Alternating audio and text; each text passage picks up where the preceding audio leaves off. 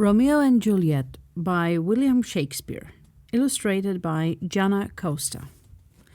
Characters in the story: Old Montague, head of the Montague family; Prince Ascalus, ruler of Verona; Count Paris, a nobleman; Benvolio, Romeo's cousin; Romeo Montague; Mercutio, Romeo's friend; Friar Lawrence, an old monk; Juliet's mother; Friar John, Friar Lawrence's friend; Old Capulet, head of the Capulet family; Juliet Capulet, Capulet's nurse; Tybalt, Juliet's cousin. Chapter 1: Capulets and Montagues. It was a warm summer's afternoon in the pretty town of Verona. People were busy shopping and chatting in the sunshine when, suddenly, two gangs of young men tore across the market square, fighting, kicking, and rolling in the dust. The townspeople ran for cover. Help! The gangs belonged to two of the Verona's richest families, the Capulets and the Montagues. The families were sworn enemies, and they were always fighting. In minutes, Verona's ruler, Prince Ascalus, arrived with his soldiers to break up the fight. The prince was furious. "I've had enough of this fight," he raged. "It's got to stop. From now on, anyone caught fighting will be put to death." Old Montague, the head of the Montague family, hurried into the market square, searching for his son Romeo, but he only found Benvolio, Romeo's cousin. "Where's Romeo? Is he safe?" "Don't worry, uncle," said Benvolio. "Romeo wasn't fighting. He's too sensible." Soon after that, Romeo himself wandered by. Benvolio was telling him what had happened when someone spoke behind them. "Have you heard? Old Capulet's holding a masked ball tonight." "Did you hear that, Romeo?" whispered Benvolio. "A party at Capulet's house. Let's go. If we wear disguises, no one will guess who we are." "That's a brilliant idea." Excitedly, the two young Montagues went to find their friend Mercutio to invite him along. Chapter 2: Falling in Love. At the Capulets' mansion, the place was buzzing with excitement. Servants raced around, laying the tables and lighting candles, putting the finishing touches to the party. Upstairs, Juliet Capulet's nurse was helping her dress when Juliet's mother came in. "Now, Juliet," she said, "a man named Count Paris is coming tonight. I hope you like him. Your father and I want you to marry him." "But I'm only 13. "Oh, Juliet, sweetheart," squealed her nurse. "You're to be married. How excited!" Juliet was horrified. She wasn't ready to get married. And what if she didn't like Count Paris? But there was no time to argue. The party was about to start. Straightening her dress, Juliet went down the grand marble staircase to the banqueting ball. A little later, 3 surprise guests arrived. Benvolio and Mercutio wanted to dance, but Romeo stood still. He had spotted a beautiful girl in a pink and cream dress, and he couldn't take his eyes off her. "Who is that girl? She's so lovely." Juliet's cousin, Tybalt, recognized the 3 friends and went straight to old Capulet. "Uncle, there are Montagues here," he declared. Let's kick them out. No, Tybalt, said his uncle. Remember the prince's warning. We don't want to start a fight. Romeo saw the girl leave the hall and followed. Shyly, he went up to her. I don't know who you are, he said, but I fall in love with you. You're beautiful. And he kissed her. Juliet had left the hall to escape from Count Paris. She didn't like Paris at all, but when Romeo kissed her, she felt her heart fluttering. She fell in love with him at once. Who are you? Juliet murmured. He's Romeo Montague, snapped Juliet's nurse, who had come to look for her. An old Capulet would have to fit if he was his daughter. With Montague. Come on, she urged, taking Juliet away. Count Paris wants to dance with you. You're Juliet Capulet? Romeo groaned. She's a Capulet? What am I going to do? When the party ended, Romeo sneaked outside and hid in the Capulet's garden. As the moon rose, he saw Juliet step on a balcony. Oh, Romeo, she sighed. It's you I love. If only you weren't a Montague. Juliet, Romeo called to her. I'm here in the garden, and I love you. You do? Said Juliet. With all my heart, Romeo replied. I'd marry you if I could, but my parents are going to make me marry Count Paris, Juliet wailed. She frowned. Our only hope is to get married in secret, she said at last. Then we will, said Romeo. I'll ask my nurse to help us, Juliet decided. Send me a message tomorrow. I will, Romeo promised, but now I'd better go. Goodbye, Juliet. Chapter 3. A Secret Wedding. The next morning, Romeo went to visit Friar Lawrence. The friar was a wise monk who made medicines and helped people with problems. What can I do for you, Romeo? Friar Lawrence asked. I'm in love with Juliet Capulet. Romeo explained. I know our parents won't like it, but we really want to get married. Then I'll help you, the friar said kindly.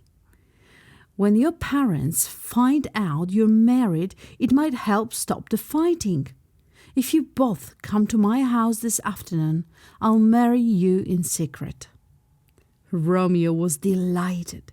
He ran to the market square to find Juliet's nurse and give her the message.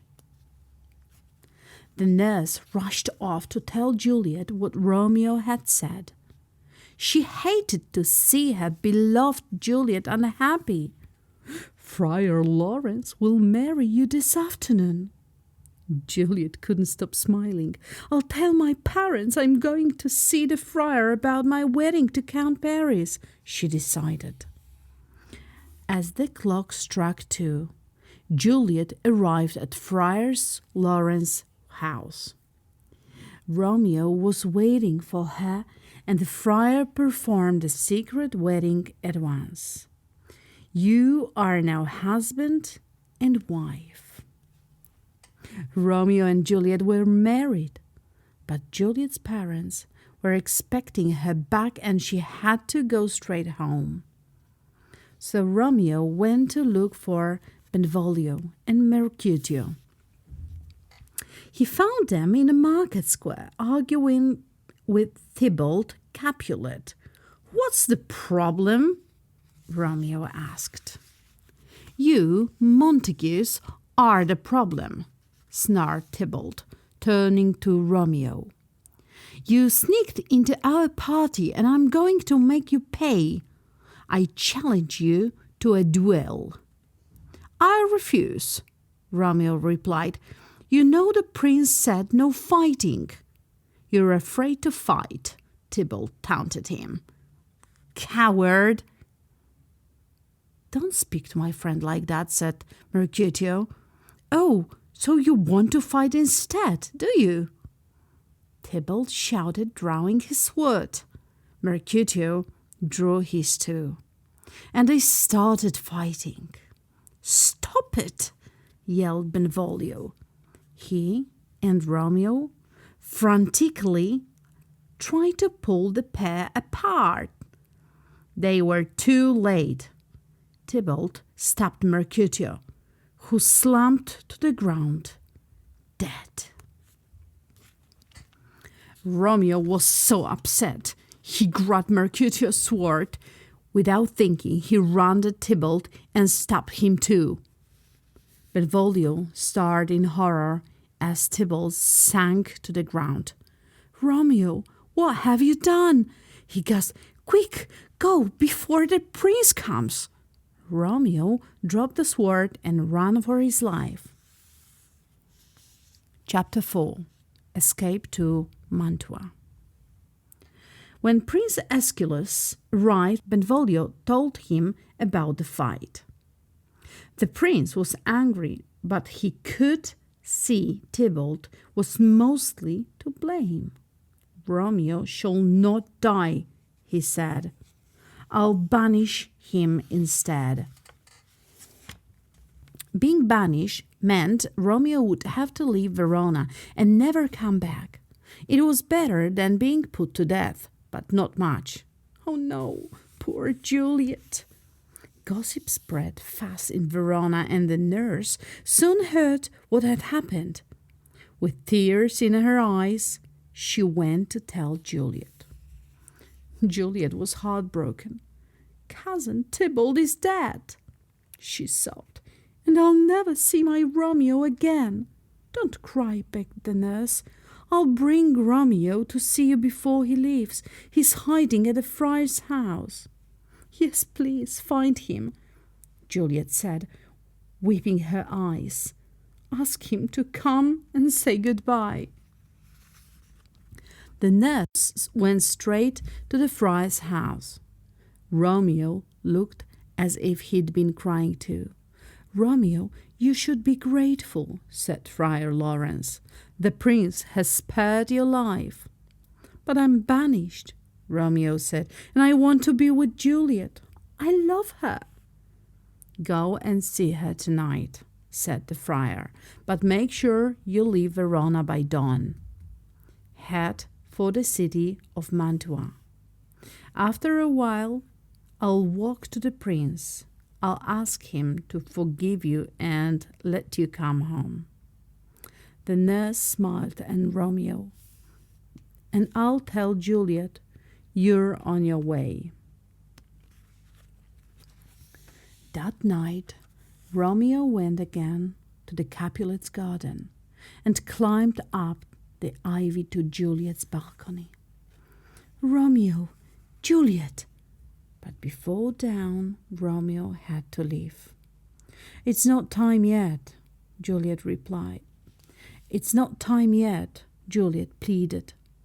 Romeo sighed, giving his new wife one last kiss. He climbed down the balcony, sped from the garden, and set off for Mantua. All that morning, Juliet cried and cried. Her nurse tried to comfort her, but she couldn't stop. Suddenly, her mother and father swept in. "Poor Juliet," said her mother, going over to her. "You're still upset about Tybalt, but this will cheer you up. You're to marry Count Paris. The wedding's on Thursday." "Thursday?" Juliet gasped. "It was so soon. And I don't want to marry Count Paris. Please don't make me." Her father scowled. "I won't marry him," Juliet shouted. No, no, no!" "What do you mean, no?" said her father angrily. "You'll marry Count Paris on Thursday, and that's that." And her parents left. "But I'm already married," wept Juliet. "What am I going to do?" "Well, you can't tell your parents about Romeo," said the nurse. "I think I'll have to marry Count Paris." The nurse bustled away, and Juliet realized only one person could help her. "I must go and see Friar Lawrence," she thought. Chapter 5. The Magic Potion. Friar Lawrence was planting herbs in his garden when Juliet arrived. "Oh, Friar, please help me," she begged. "My father says I have to marry Count Paris on Thursday." "But you can't," said the friar. "You have to help." Juliet was desperate. "I'd rather die than marry Paris." "Is there anything you can do?" The friar thought for a while. "Well," he said finally, "there is one thing that might work." "What is it?" "I'll give you a magic herbal potion," the friar said. "When you drink it, you will go into a coma. Your body will be cold, and it will look as if you're dead. But really, you'll just be in a very deep sleep, which will last for 2 days." "How will that help?" "Drink the potion tonight. In the morning, your parents will find you and think you're dead. They will put your body in the Capulet family tomb while they arrange your funeral." "Then what?" asked Juliet. "I'll send a messenger to Mantua to tell Romeo the plan." The friar went on. 2 nights from now, you'll wake up. Romeo can come to Verona to rescue you, and you can run away together." "I'll do it," said Juliet bravely. She held the bottle in a trembling hand. "Thank you, Friar Lawrence." Clutching the potion tightly, she turned and ran home. Back at the Capulet mansion, Juliet went to talk to her parents. "I'm sorry I was rude to you," she said sweetly. "I was upset about Tybalt. Of course I'll marry Count Paris on Thursday." "Good girl," said her mother. "We knew you'd see sense. He's such a nice man." That night, Juliet sat on her bed. Carefully, she uncorked the bottle Friar Lawrence had given her and drank every last drop of the bitter potion. "I hope this works." A few moments later, she fell into a deep, deep sleep. Chapter 6. Romeo returns. It was just as the friar had promised. The next morning, Juliet's nurse found her cold body lying on the bed and screamed, "She's dead! Juliet's dead!" "There'll be no wedding for my daughter," said old Capulet, trying to hold back his tears. "Instead, we must prepare for a funeral. Carry her body to the family tomb." Meanwhile, Friar Lawrence wrote a letter to Romeo explaining everything. He sealed up the letter and gave it to his friend Friar John to deliver. "This letter must reach Romeo tomorrow. Hurry to Mantua. I'll leave now." But the news spread fast. Soon people for miles around had heard about Juliet's death. In Mantua, a servant told Romeo that Capulet's daughter had died. "No! Oh, Juliet, my Juliet!" "I'll go back to Verona and I'll find Juliet in the tomb," Romeo sobbed. "Then I'll lie beside her and drink poison, so I die too. That way we can be together." Romeo went to find an apothecary. "I need the strongest poison you have," he said. "You can't buy poison in Mantua. It's against the law." The man told him, but Romeo saw he was poor and offered him 40 gold coins. The apothecary quickly handed over a tiny bottle. "One sip of this could kill 20 men. Be careful." Romeo put the poison in his bag and headed for Verona as fast as his horse could carry him. By the time Friar John arrived in Mantua, Romeo had already left, so the friar set off back to Verona without delivering the letter. Late that night, Romeo arrived in Verona.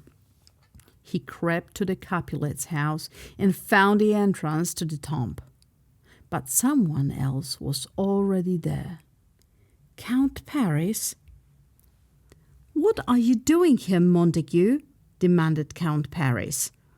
"Juliet is dead because of you. You killed her cousin Tybalt, and she died of grief." "That's not true," Romeo cried. "I loved her more than you did." "You're trespassing," snapped the Count, drawing his dagger.